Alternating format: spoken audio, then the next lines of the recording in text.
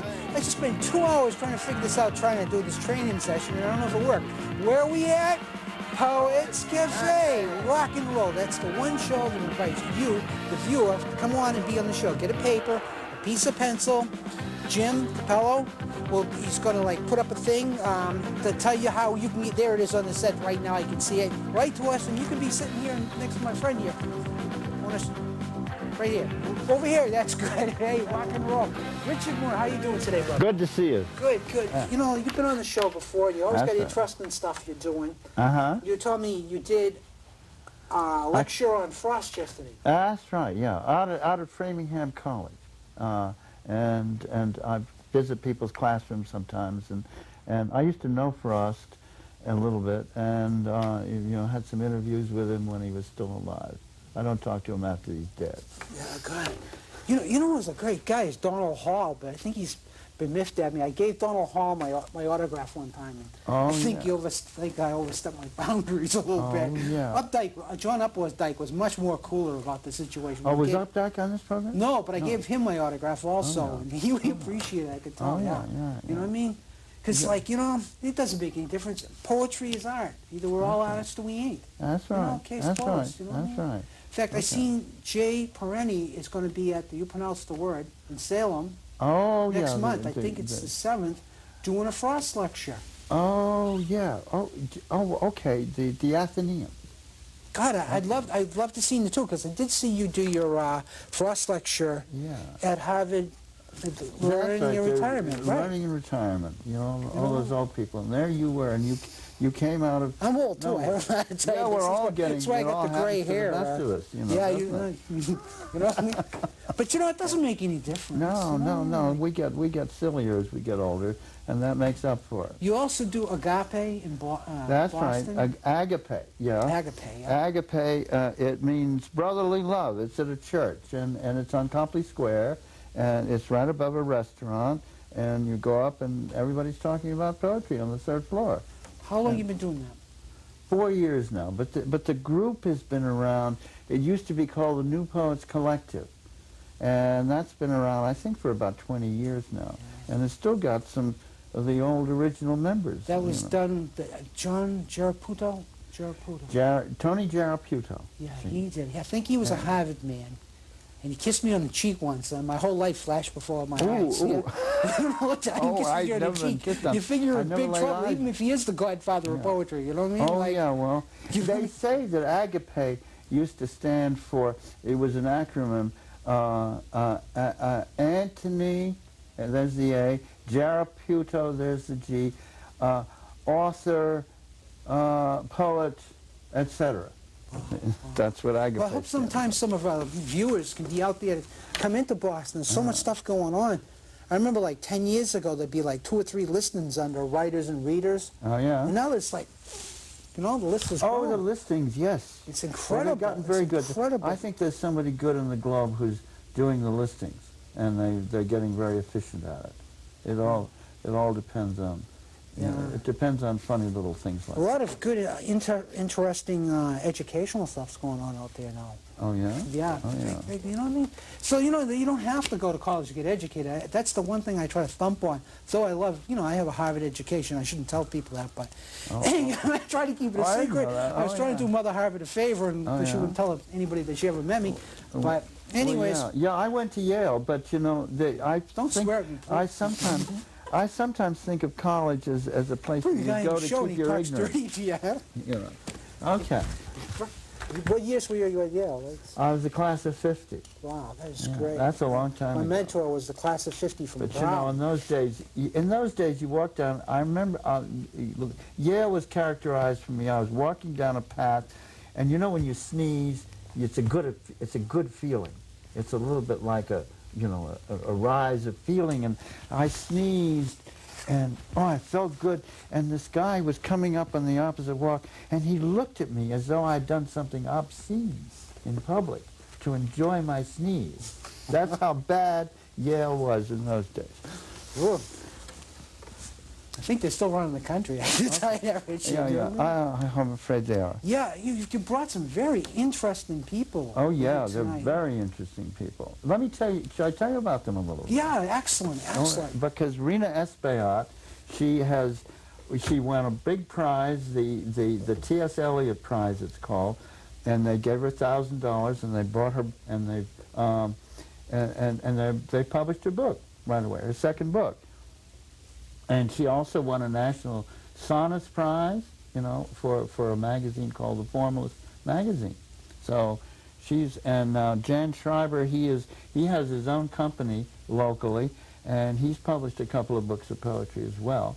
And he's got a new book coming out, and so these are hotsy-totsy people. Well, I'm going to get up and I'm going to introduce Rena Espaillat.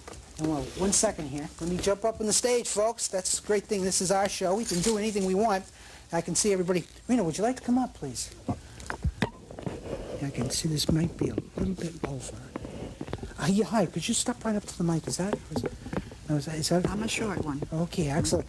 Could you tell us where you're from? That we didn't really I was born in the Dominican Republic, and I've been in the United States since the age of 7, so I'm completely bilingual. And I write in both languages, most of the time in English, but occasionally in Spanish as well. Yeah, and I do Spanish translations. Yeah, it is one. Yeah, you know, there's so much Latin in Spanish. Right. You know what I mean? That's great. You know, and like, where do you live today? I live in Newburyport. My husband and I have been living in Newburyport since 1990, and we love it. We love this whole area, and there are so many wonderful poets up here. Yeah, why don't you read 2 or 3 or 4 pieces for us, Sure. and I'll step out of the way. Thank you. I'm reading from my second book, which Richard Moore was kind enough to talk about. This is called Where Horizons Go, and it's from New Odyssey Press, and this is the one that won the T.S. Eliot Award. Now, a lot of my poetry is about family, about the people I love and the things I do every day. And this one is about very simple experience. I came out of the supermarket and I found that my son's car was parked next to mine, but I didn't see him anywhere. So it's that experience that got me thinking about other things, sort of metaphysical things. It's called Almost.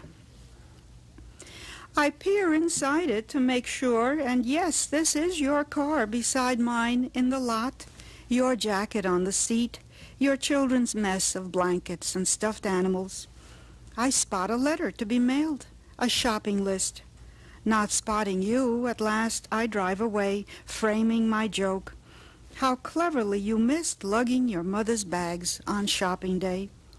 And think how easily, by blindest chance, this cell or that could have flicked elsewhere, failed to clasp in that first moment of the dance that life begins with. How you could have sailed out of all possibility, downstream, lost to my flesh forever like a dream. And this is a different member of my family. This is my mother, who had Alzheimer's disease, and she spent the last few years of her life up in Newburyport with us.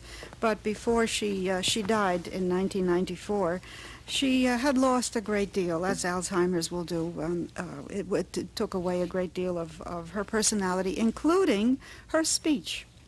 Her speech, which had been beautiful and clear and entertaining and very intelligent, she began to be tangled up with words and could not get the right word out when she wanted it. So this is called Song. From hare to horse to house to rose, her tongue unfastened like her gait, her gaze, her guise, her ghost, she goes. She cannot name the thing she knows. Word and its image will not mate. From hare to horse to house to rose, there is a circle will not close. She babbles to her dinner plate.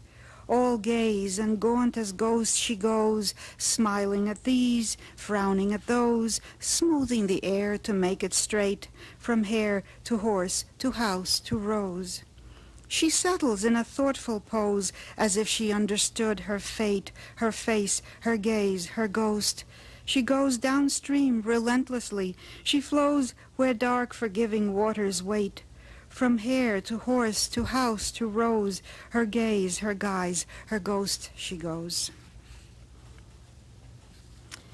Well, on to something a little more cheerful than that. I have a couple of daughters-in-law, and I love them both dearly.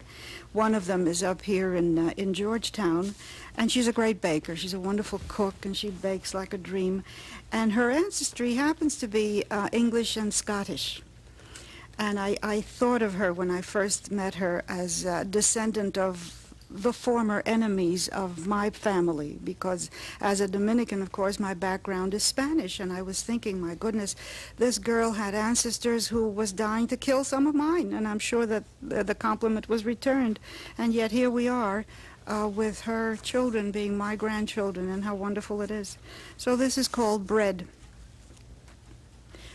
My daughter-in-law is baking bread for dinner. The smell of it arabesques through the house like music and out to the spring-damp lawn where crocuses rear their helmets of mauve steel from underground. She wipes the dusting of flour from round arms speckled with a faint mottling of freckles, peach-colored rose, smooths the silk of her auburn hair. We set the table, her grandmother's blueberry bowl, my mother's crystal. I picture, as in cartoons, our forebears, tense on opposite sides of the channel, 1588, Renaissance script in bubbles above their heads, Spanish war cries, English curses, the great armada. Remote in their rusty passions now as in armor, perhaps they dreamed us, but they were like us, living, afraid of the cannon, afraid the enemy's eyes would follow them into death as deep as forever. Blessed be time that closes all eyes, that rouses flowers. Blessed be law that molds the dust of soldiers into the bones of daughters, that kneads old strangers into the flesh of children like braided challah. And I will, how much time do I have? 2 more? Okay. I'm moving backward in time now to my father, who was, of course, Spanish-speaking, and who kept me bilingual by telling me, inside the door, only Spanish. Outside the door, speak English. But no mixing, please. You have to have both languages, one out, one in. So I grew up that way. And I call this poem Bilingual Bilingue. My father liked them separate, one there, one here, allá y aquí, as if aware that words might cut in two his daughter's heart, el corazón, and lock the alien part to what he was, his memory, his name, su nombre, with a key he could not claim. English outside this door, Spanish inside, he said, y basta. But who can divide the world, the word, mundo y palabra, from any child? I knew how to be dumb and stubborn, testaruda. Late in bed, I hoarded secret syllables. I read until my tongue, mi lengua, learned to run where his stumbled. And still the heart was one. I like to think he knew that, even when, proud, orgulloso of his daughter's pen, he stood outside mis versos, half in fear of words he loved, but wanted not to hear. And I'll end with a poem about poetry, in a way, because it's titled Why Publish, which is a question that I've actually had people ask me. They say, well, if you write for love, writing is like all the arts, it's done for love. If you write for love, why do you bother sending the stuff out? Wouldn't it be just as good if it sat in a drawer? Why publish? So this is my answer to that. Dusty and brown on some forgotten shelf a century hence, or two, let dreams be grand. This wry and slanted gloss upon myself has slipped into some stranger's browsing hand. A woman, maybe, growing old like me, or a young man ambitious for his name, curious about my antique prosody, but pleased to find our motives much the same. He cannot know, nor she, what this one life from the late 20th craved or cost or found. He will forget my name. But mother, wife, daughter has struck a chord, sings from the ground a moment to his ear, as now to yours, for what is ours in common and endures. Thank you. I'd like to thank you very much for being on the show. And after hearing you read, I can tell you why you're winning prizes. Oh, well, thank you very much. We'll be right back after this. Don't go away.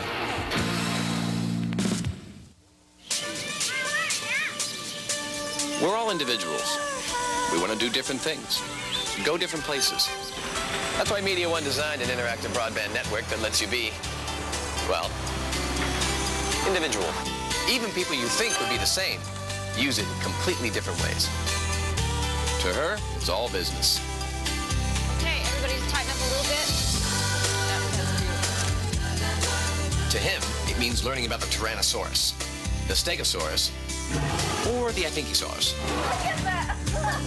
And to him, it's the way to check out the seats.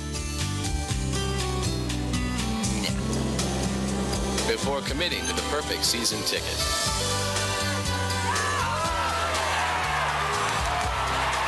As we've noticed at MediaOne, like father, absolutely nothing at all. Like son. MediaOne, this is broadband. This is the way. 1976, George Cisneros had a stroke. 1990, Stanley Monroe had a stroke. 1982, George Vavilis had a stroke. But stroke didn't mark the end of their lives or their lifestyles. Find out the warning signs of stroke from your American Heart Association. Because the sooner your symptoms are recognized and treated, the faster you'll get back into the swing of things. There's a naval battle being fought on land by forces armed only with commitment and compassion. Because every day, Navy volunteers combat homelessness, hunger, loneliness, and illiteracy by initiating community programs that touch people's lives. And while their exploits aren't honored with medals, it's hard to imagine a more moving tribute.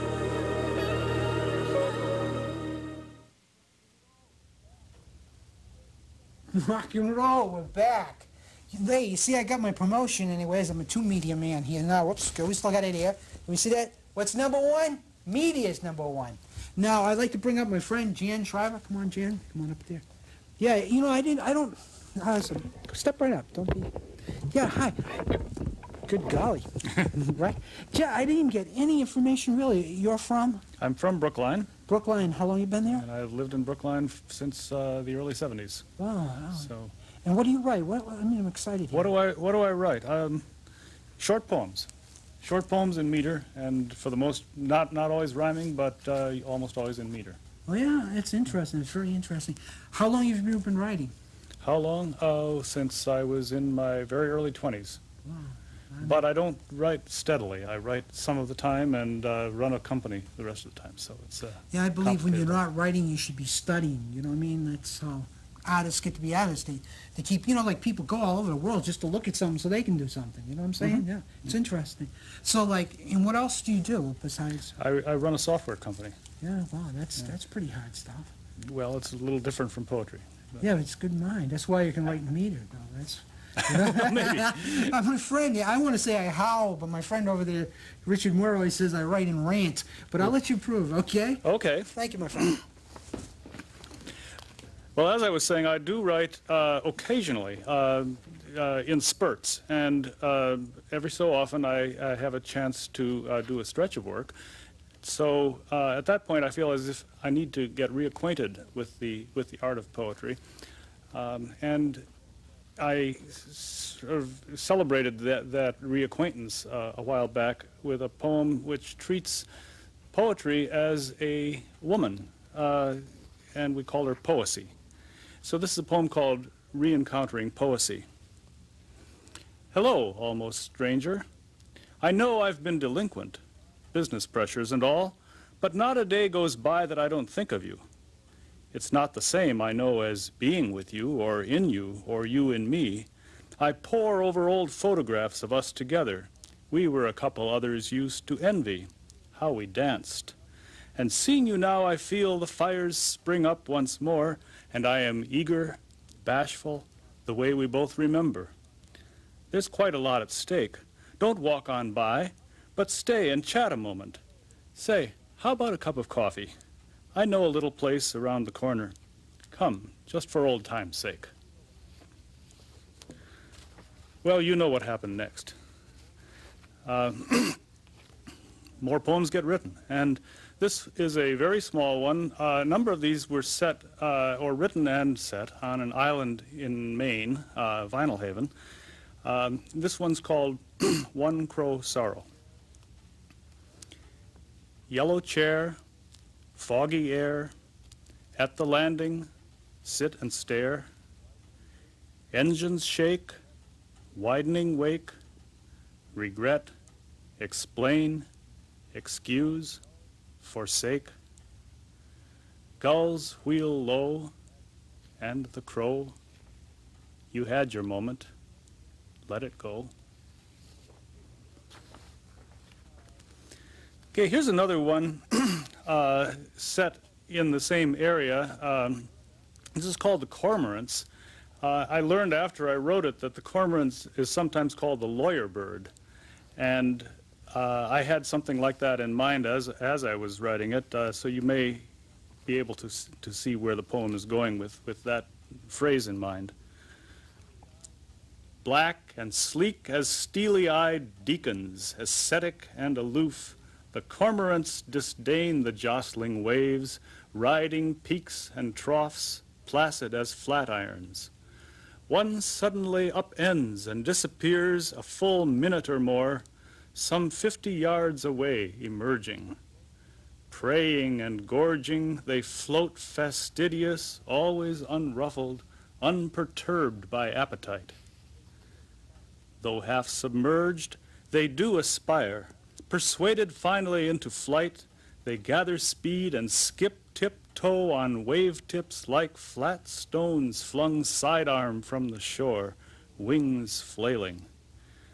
Full bellies, when they would be light, belie the anorexic pose, rob them of grace. With difficulty they enter heaven, rise and take dominion, running unopposed.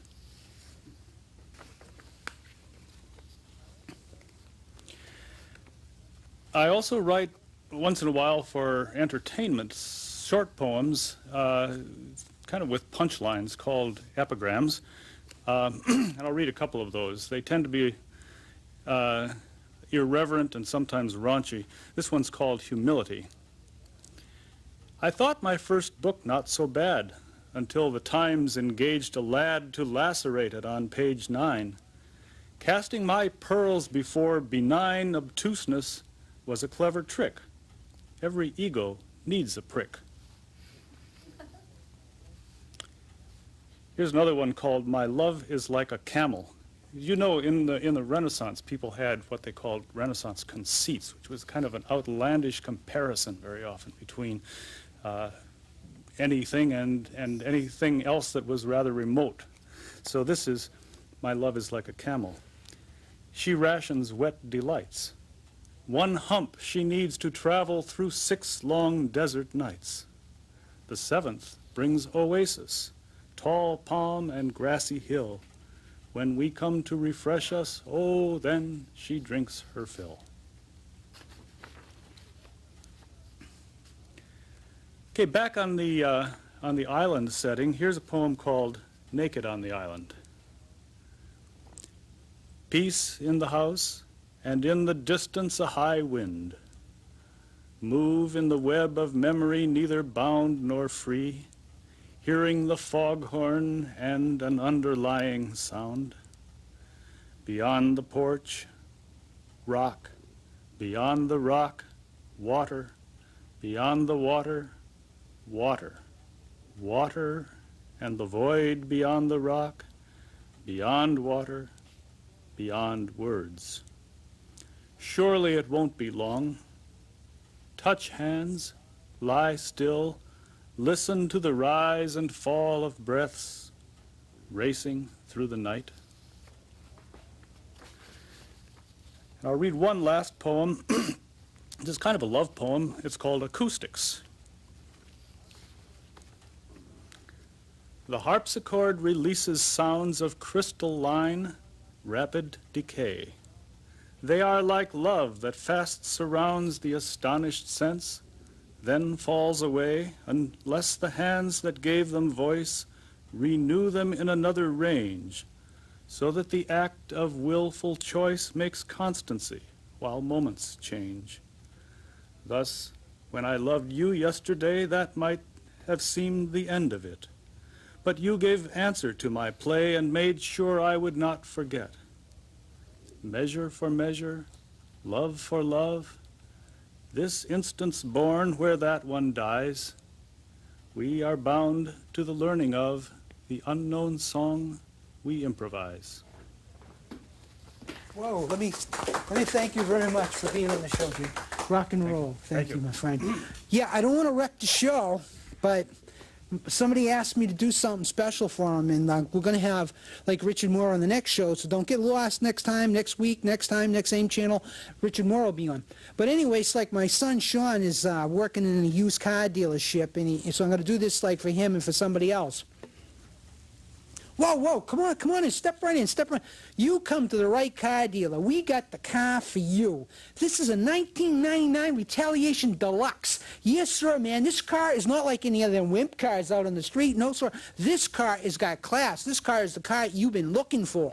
Take a look at this car. Remember back in 1985 you bought a car and you said you were going to drive it till the wheels fell off, and then about 1992 you got really soft and you said, oh, I got to get rid of that car and get another car because that car isn't going to run right, and you sold it for next to nothing, and you bought another one that's been nothing but trouble since you bought it, and the other guy's riding around in the car you traded in, he's still riding around, and you're making payments and the other car won't even run, and you say, he's ripped your car off. That's what you figure. Well, this 1999 Retaliation Deluxe ain't going to let nobody do nothing like that to you. This car, man, this car is special. This car is special. When you trade it in after 5 years, when you roll up the windows, they don't quite keep the water out. So whenever you sit in the seat, you always get wet. Yeah, this car is great, man.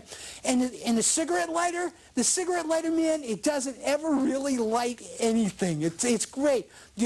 If you don't hold it, it pops out and falls on the floor. And if you hold it all day, it only gets the cigarette that smolders. No, this car, man, they are not going to be happy when they buy this car after you trade it in. They're going to wish you kept it, but you don't care. You're going to be riding around a brand new 1990, whatever it was, brand new Retaliation Deluxe. This car's got features, man. You go over a bump and the dashboard falls down open. You know what I mean? Everything falls out. It is great. See the rear view visor here?